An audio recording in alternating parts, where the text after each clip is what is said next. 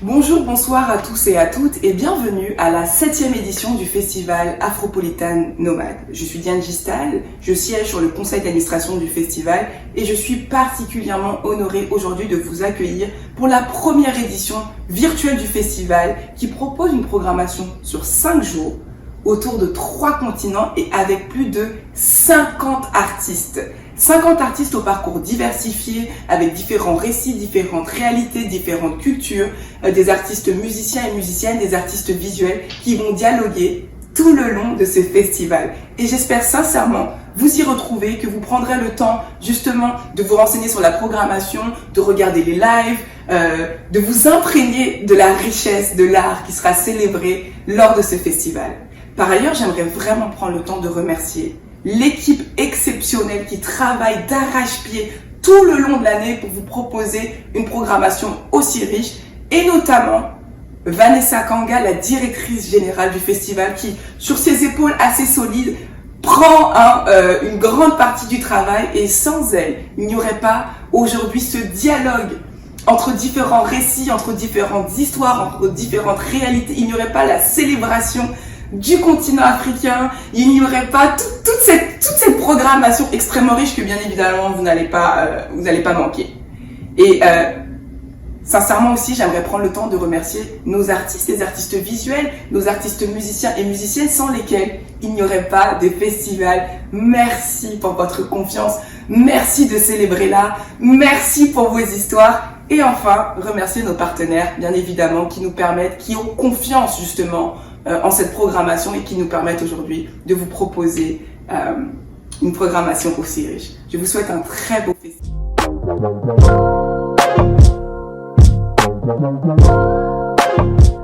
Afropolitan Nomade Festival Day 4. Welcome everyone. This Friday again we give the floor to artists thanks to the blogger of the RFI Mondoblog Network. That is the common trait of RFI speech.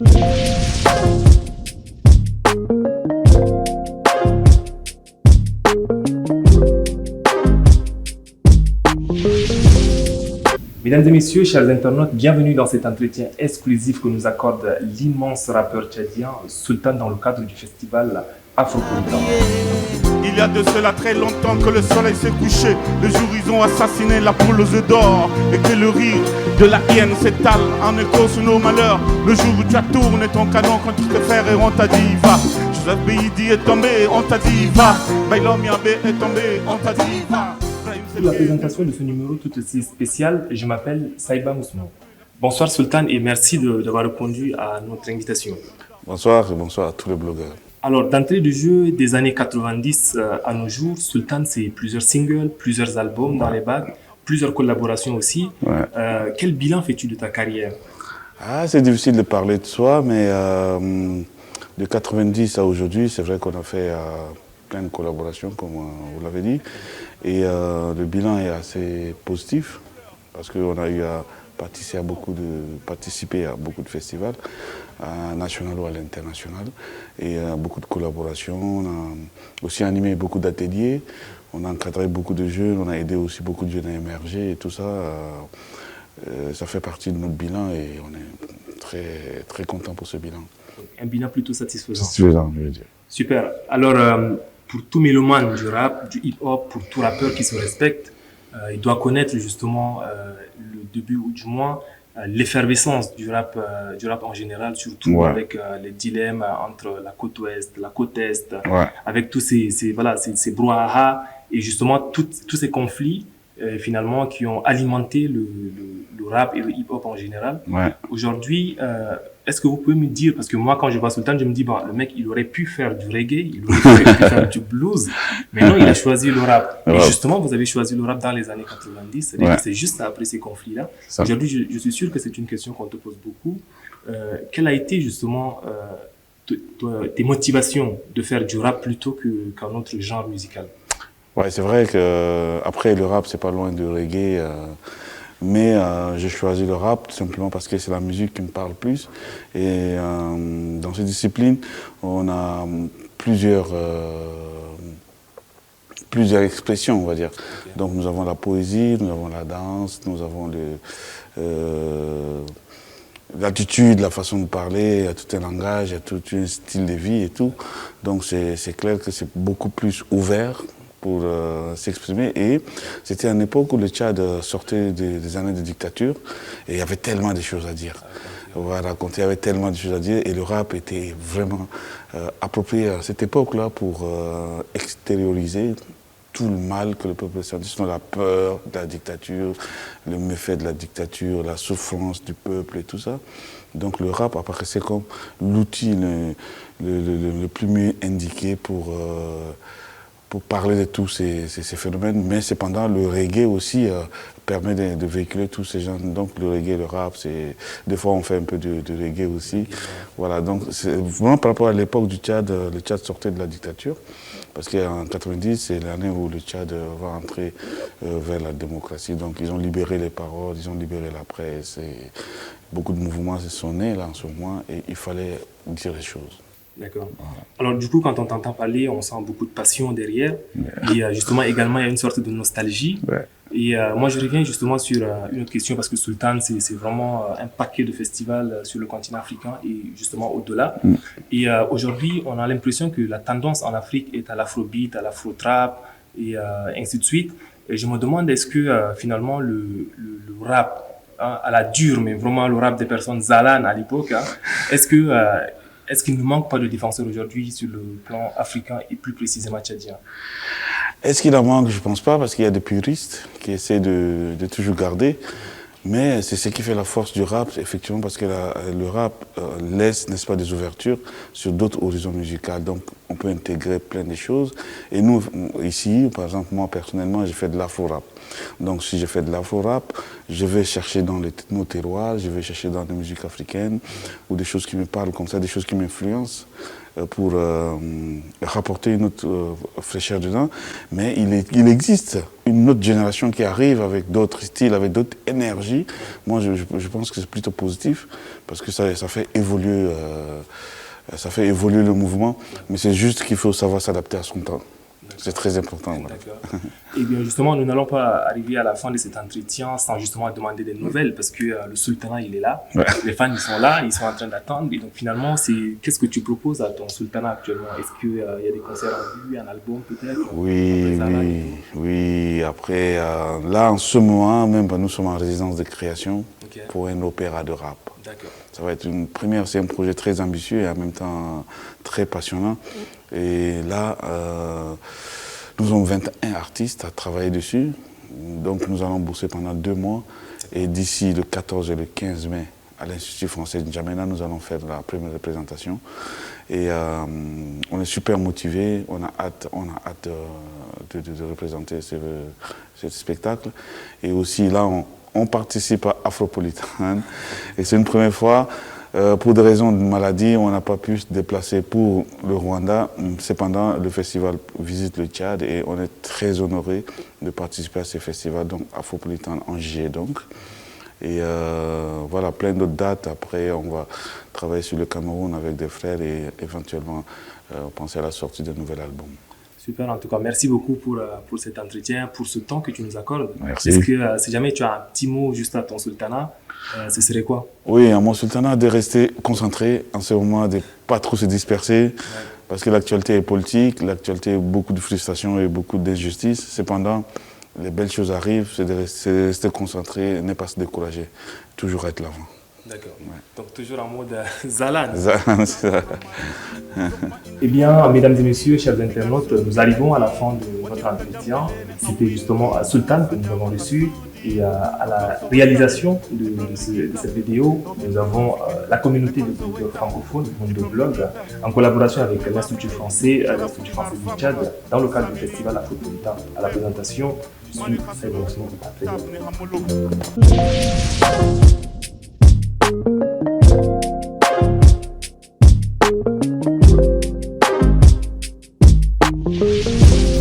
Bonjour chers téléspectateurs, chères téléspectatrices. Je suis Dansou Kosevi Mautor, mondo blogueur de RFI.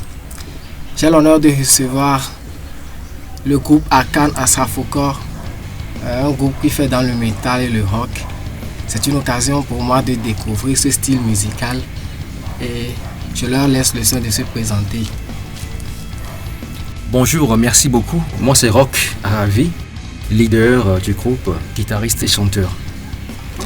Bonjour, moi c'est Elam, le rappeur et le pianiste. Il y a quelques semaines, vous avez donné un concert à l'Institut français du Togo. Après une si longue pause due au contexte sanitaire, qu'est-ce que ça fait de renouer avec la scène? Quelles sont vos impressions? En fait, moi personnellement, le seul endroit au monde où je me sens à la maison, même plus que chez moi, là où je dors, quoi, c'est la scène. La scène, c'est comme là où je vis, là où je me réalise, quoi. Donc, après un an, c'est comme si tu reviens à la maison. Donc, tu vois, imagine un peu la joie des retrouvailles, le public qui est là, et puis bon, tout le monde attend l'autre, quoi. Revenir sur scène, c'est forcément un moment exceptionnel, quoi, parce que c'était comme un junkie qui était en manque et vraiment finalement qui trouve sa marchandise, quoi, qui trouve sa cam. Ah ouais, donc c'était un moment parfait, c'était la joie, une extase sans nom, quoi. Voilà. Que veut dire Arkan? Arkan Asrafokor. Arkan, c'est comme un sigle. Et chaque lettre est le début d'un mot, d'une phrase secrète. Donc Arkan veut dire le côté invisible et puissant de l'univers. C'est ce qui est Arkan. C'est comme si Arkan, c'était des messagers qui vont voir l'invisible et livrer des messages après aux hommes sur le plan physique. C'est Arkan. Maintenant, le mot Asrafokor. Asrafo veut dire guerrier en langue hébreu. Donc Asrafo, guerrier. Et le corps veut dire, bon, le corps a plusieurs significations. Corps réfère à la musique, genre metalcore, hardcore, grindcore et tout ce qui se passe là. Et puis corps veut dire aussi corps qui est le point. Donc Asrafokor, le point du guerrier. Ouais. Corps peut aussi vouloir dire le quartier, le QG des guerriers. Donc Asrafo peut corps, comme quoi. Donc Asrafokor, qui est d'abord la musique des guerriers, le point du guerrier et le QG des guerriers. Arkan Asrafokor. Vous pouvez nous faire l'historique de votre groupe musical? Aujourd'hui, nous sommes en 2021. On voit le groupe Arkan Asrafokor. Comment ça s'est passé pour qu'on en arrive aujourd'hui au groupe Arkan Asrafokor? Bon, au début, j'étais tout seul dans le projet avec ma guitare et mon enregistreur. Et je faisais des trucs à la maison, des petits essais. J'avais quand même déjà une idée, une vision, quoi. Donc, seul d'abord, petit à petit, je faisais des maquettes. Puis je montrais aux musiciens, mes potes musiciens, quoi. Et qui écoutent et disent waouh, c'est bon, j'aime pas. On a commencé à mettre en place un groupe. En 2012, 13, le groupe s'est stabilisé avec une première équipe qui a tenu le groupe pendant 3 ans. Il y avait moi, il y avait Mardoché au piano, Gédéon à la batterie et Denis à la basse. Denis, même actuellement, des fois, nous aide en tant qu'ingé son, quoi. Donc bon, il est dedans, tu vois. Donc il y a ça. On a porté le groupe assez haut jusqu'en 2015. Et là, on s'est arrêté. Et le groupe actuel a pris la relève, quoi. Actuellement, il y a Richard à la batterie, Francis à la basse, Mas à la percussion, Enrico au chant, au crawl, au clavier. D'accord, donc vous êtes au nombre de 5 actuellement. Comme les 5 doigts de la main. Du point, le corps Asrafokor. Oui, voilà. Les 5 doigts du point. Ouais. Quel est le message et ou bien quels sont les thèmes que vous développez dans votre musique? Il y a plein de thèmes qui sont abordés. Hein. Il y a beaucoup de choses. Il y a tout ce qui fait partie de la vie, tout ce qui fait partie de la communauté humaine, tout ce qui fait partie de l'âme. Parce qu'on parle de l'honneur, de l'homme ou de l'humain en général. Comment préserver cet honneur-là, comment se battre pour cet honneur, comment préserver l'amour et comment développer cela. Quand je dis amour, c'est pas vous allez voir une fille et je t'aime, hein. Bon, c'est pas ça, mais on est d'accord. L'amour, voilà, entre humains, quoi. Parce qu'il y a des choses basiques qu'en tant qu'humain qu'il faut savoir apprécier, qu'il faut savoir ressentir quand même. Et aussi le côté spirituel de l'homme, c'est quelque chose de très important et qui est malheureusement beaucoup négligé parce que nous sommes souvent perdus dans les combats de la vie, les combats de la chair, et tellement que nous perdons en fait, mais nous perdons notre personnalité et la personne que nous sommes censés réellement être. Nous perdons tout cela de vue au profit du bien matériel, quoi, au profit de tout ce qui est physique ici. Et donc nous voulons amener les gens à se réveiller et à se redécouvrir leur potentiel et à le mettre en pratique, pas seulement pour eux, mais pour le monde entier, pour toute la communauté là où ils sont. Oui, le côté style de votre musique, oui, parlez-nous un peu de ce côté-là. Oui. En fait, Arcane, des fois les gens disent que Arcane est comme un mélange entre la musique africaine et la musique et le métal. En fait, c'est plutôt une fusion totale, quoi. C'est comme si le métal et la musique africaine traditionnelle forment un seul et même corps, quoi. Ce n'est pas un mélange forcé de styles. En plus, on oublie aussi que le métal vient quelque part d'Afrique. Parce que le métal vient du rock. Le rock vient du blues. Le blues est apporté par nos grands-parents qui ont été déportés de l'Afrique vers l'Amérique, dans le temps, quoi, l'esclavage.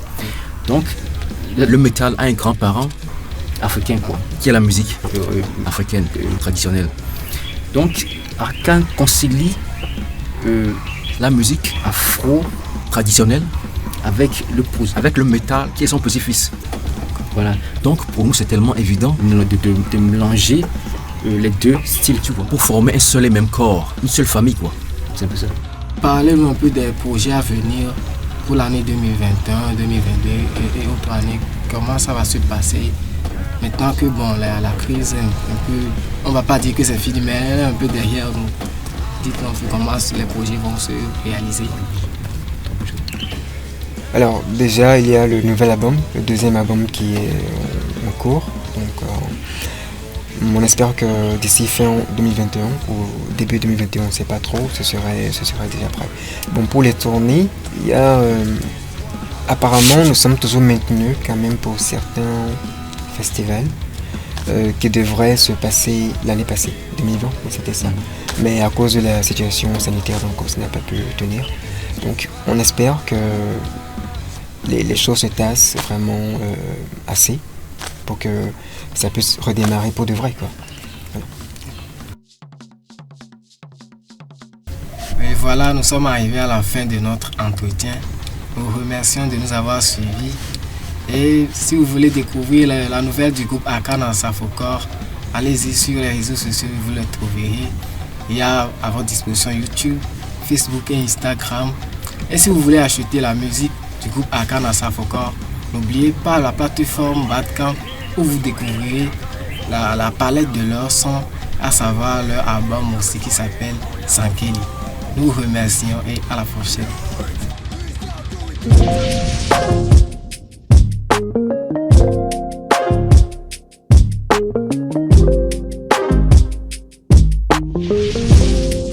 Chers abonnés, bonsoir. Dans le cadre du festival afropolitain, on reçoit l'artiste Lindsay pour une interview.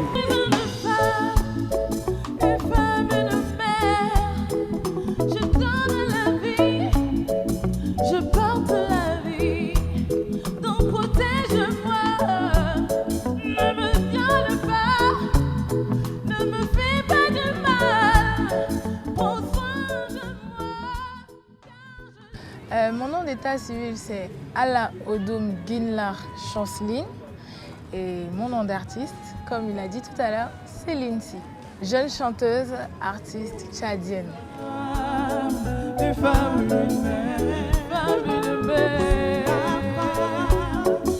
Bon, je peux dire que la musique, Chez moi, je me permets de dire que c'est dans l'ADN parce que mes parents, ma mère, toute jeune, avant de se marier, elle était dans la chorale. Et mon père, il était dans la fanfare de notre village. Et dès petite, même le jour de ma naissance, mon père ne faisait que jouer de la musique. J'ai grandi dans la musique, je suis entrée dans la chorale, après j'ai quitté la chorale et j'ai décidé de me lancer dans la musique. C'est un peu comme ça que j'ai commencé à embrasser cette carrière musicale.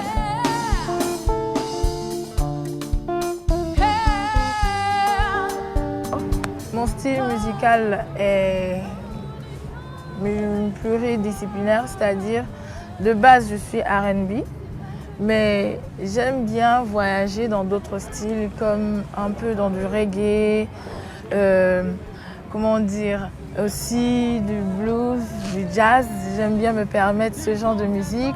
On va retrouver aussi de l'afro et beaucoup de folie. Donc je suis dans un multistyle quoi, en quelque sorte. Très sincèrement, je n'ai pas encore fait d'album, mais j'ai plutôt beaucoup de collaborations avec plusieurs artistes et aussi certains singles où je suis en solo aussi. Et aussi, j'ai un maxi single composé de 6 morceaux de musique, 6 chansons.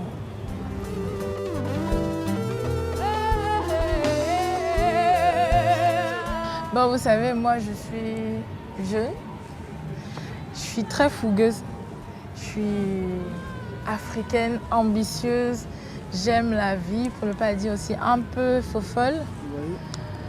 J'aime bien, comment on appelle, encourager et surtout les valeurs que je veux faire passer dans la musique. Je veux faire comprendre aux gens que je suis, qu'il faut être persévérant, qu'il faut être courageux. Pourquoi? Parce que d'abord moi-même, je suis un exemple de la persévérance et du courage parce que tout était réuni pour que je ne puisse pas faire de la musique mondaine, entre guillemets. Mais j'ai lutté. J'ai grandi dans un milieu très strict, avec beaucoup de valeurs qu'on m'a inculquées de force. J'ai respecté tout cela, mais à un moment donné, moi, j'aime pas quand je suis comprimée, j'aime exprimer ce qui sort de moi. Donc je me suis armée de courage pour pouvoir braver, pour ne pas dire transgresser les règles. Mais je me suis quand même focalisée sur ça. J'ai dit, je veux faire quelque chose, je vais le faire. Et si je ne suis pas courageuse et que je ne suis pas persévérante, on ne serait pas en train de parler d'une certaine Lindsay aujourd'hui. Et sans oublier la franchise. Parce que si certaines choses se disaient de manière franche, il y aura beaucoup de situations qu'on aurait évitées. Donc, voici un peu ce que je veux faire passer comme message aux autres. Merci de nous avoir suivis. À très bientôt. Bye bye. Bye.